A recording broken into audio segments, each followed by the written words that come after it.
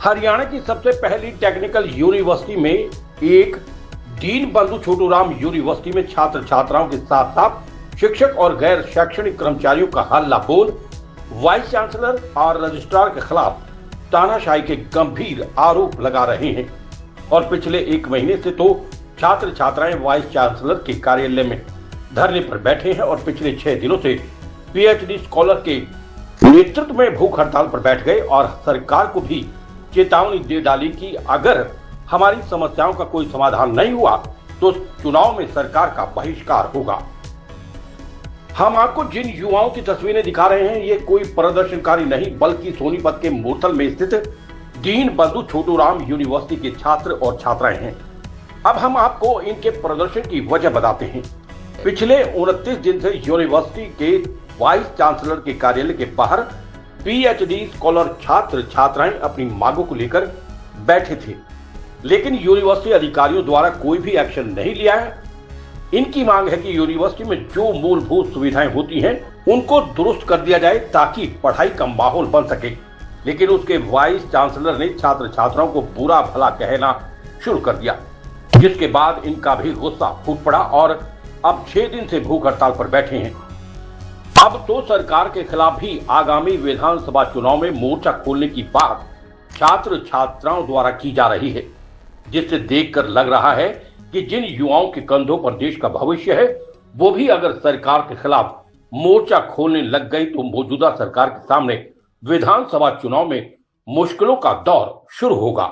जी, कारण ये है कि हमारे विश्वविद्यालय में जो बेसिक इंफ्रास्ट्रक्चर होना चाहिए पढ़ाई करने के लिए, जैसे हमारे पास पर्याप्त क्लासरूम नहीं है, क्लासरूमों में बेंच नहीं है, फैंस नहीं है, कोई वेंटिलेशन नहीं है, वाटर कूलर तक भी खराब पड़े हैं, कई वाटर कूलरों में तो यहाँ तक कि कीड़े चलते हैं। लैब और वर्कशॉपों में हमारे यहाँ कोई इक्विपमेंट नहीं है। हमारे सारे हॉस्टल हैं वो जर्जर हो चुके हैं।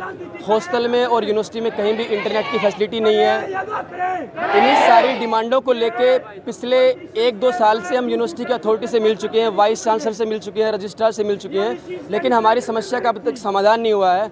हर बार हमें आश्वासन दे दिया जाता है, कमेटी बना दी जाती है, लेकिन कमेटी पे कमेटी बन रही है, अब तक उनका कोई रिजल्ट हमारे सामने नहीं आया है। इसी से थक हार के हम लोग पिछले 29 दिन से डे नाइट स्ट्राइक पे बैठे हुए हैं एकेडमिक ब्लॉक पे वाइस चांसलर के ऑफिस के सामने, और पिछले 6 दिन से हम हंगर स्ट्राइक पे हैं। लेकिन वाइस चांसलर इतना तानाशानापूर्ण रवैया अपना रहा है कि उन्होंने हमारे से एक बार भी मिलना जरूरी नहीं समझा। वाइस चांसलर से एक तो हमारा वाइस चांसलर है वो झूठ बोलता है। एकेडमिक काउंसिल जो सबसे सुप्रीम बॉडी होती है यूनिवर्सिटी की, उसके निर्णय को आप अगली एकेडमिक काउंसिल नहीं बदल सकते, उससे पहले आप उसको बदल नहीं सकते। उसके निर्णय को ये वाइस चांसलर बदल रहा है। जिस डिमांड के लिए हम बैठे हैं, हमारी पहली डिमांड थी कि पीएचडी के ऑर्डिनेंस 11.6 क्लोज में अमेंडमेंट किया जाए। उसको 33 मेंबर उस दिन प्रेजेंट थे उस मीटिंग में, 22 मेंबरों ने पास कर दिया था। उस डिसीजन को वाइस चांसलर ने बदल दिया। जब हमने उससे बात की तो उनका कहना था कि इसमें कोई डिसीजन नहीं हुआ। और क्या आपकी मांगे हैं क्लोज के अलावा? चीफ वार्डन को भी लेकर बातचीत कर। हाँ, हमारी मुख्य मांग ये है कि जो बॉयज़ हॉस्टल का चीफ वार्डन है वो बिल्कुल तानाशानापूर्ण रवैया अपना रहा है, तो की फरमान जारी कर रहा है, उनको तुरंत बर्खास्त किया जाए। जितने भी लैब और वर्कशॉप हैं उसमें प्रॉपर इक्विपमेंट्स की व्यवस्था की जाए, क्लासरूम की व्यवस्था की जाए। देखिए, हमारी जो कोर कमेटी है उसका यह निर्णय है कि अगर हमारी मांगें पूरी नहीं होती हैं, क्योंकि इसको लेके हम गवर्नर से मिल चुके हैं, एजुकेशन मिनिस्टर सीमा त्रिखा से मिल चुके हैं, सीएमओ पीएमओ में हर जगह मेल डाल चुके हैं, सबके पास बात पहुंच चुकी है। अगर ये लोग हमारी मांगों को जल्द ही नहीं मानते तो आने वाले समय में जो विधानसभा इलेक्शन होंगे उसमें हम जो रूलिंग पार्टी हरियाणा की उसका बाइकआउट करेंगे। तो सबसे बड़ी प्रॉब्लम तो ये है कि हमारी यूनिवर्सिटीज़ के हॉस्टल सबसे महंगे हैं हरियाणा की जितनी भी यूनिवर्सिटियाँ उनमें, और 3 गुना तक महंगे हैं। उसके बाद क्या कि बच्चों से जो फंड ले लिया गया और करोड़ों रुपए फंड हॉस्टलों में इकट्ठा हो चुका है, तो उस करोड़ों रुपए के फंड के चक्कर में इन्होंने क्या किया, अपने जीजा जी को यहाँ पे चीफ वार्डन बना दिया।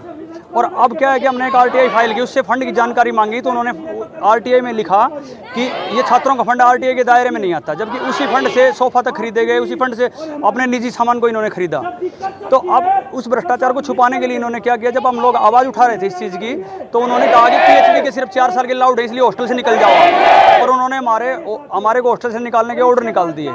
तो अभी आगे की क्या रणनीति है? विधानसभा चुनाव आ रहे हैं, क्या बाइकाट का रणनीति है वो छात्र बना रहे हैं क्या? सिर्फ और सिर्फ छात्रों का मोमेंट है, और हम सब चाह रहे हैं कि शिक्षा किसी भी तरह से बचे। उसके लिए हमें मतलब चाहे इनका विरोध करना पड़े, चाहे इनसे अनुनय विनय करना पड़े, लेकिन शिक्षा बचनी ही चाहिए। सरकार का भी विरोध कर रहे हो क्या? सरकार की नीतियों का विरोध कर रहे हैं। सर सरकार का क्या विरोध करेंगे? अभी यूजीसी का इन्होंने बजट था वो 56% तक घटा दिया। अगर आपकी मांगे नहीं मानी जाती हो तो क्या विरोध किया जाए? यदि मांगे नहीं मानी जाती है तो हम जो भी सत्ता के लोग यहाँ आएंगे, अभी इलेक्शन आने वाले हैं नज़दीकी, तो हम उनका विरोध करेंगे। ये देखिए, हम पिछले 29 दिन से डे नाइट प्रोटेस्ट पे हैं। कोई हमसे वीसी मिलने नहीं आया कि बच्चे कैसे रह रहे हैं। यहाँ सांप इतने बड़े बड़े हैं, मच्छर हैं। आपको पता है कि बारिश वाला मौसम है तो कितना बुरा हाल है। हमसे कोई पूछने नहीं आया, पर हमारे पे गलत एलिगेशंस लगाए जाते हैं। रजिस्ट्रार हम लड़कियों को बोलते हैं कि आप सुसाइड बॉम्बर हैं, हमको बोलते हैं आपने इस स्पेस को हाईजैक किया हुआ है। क्या छात्र टेररिस्ट हो सकता है? मैं आज आप सबसे पूछना चाहती हूँ, टेररिस्ट कभी छात्र कभी टेररिस्ट नहीं हो सकता है। तो ये मांगों के लिए हम बैठे हैं जो बिल्कुल बेसिक है। पीने का पानी मांग रहे हैं बच्चे, जबकि बच्चों को मांगना चाहिए प्लेसमेंट्स। बच्चे मांग रहे हैं पीने का पानी, बच्चे मांग रहे हैं साफ टॉयलेट्स, बच्चे मांग रहे हैं डेस्क बैठने के लिए, बच्चे मांग रहे हैं इंटरनेट। तो ये सारे हमारे इश्यूज हैं।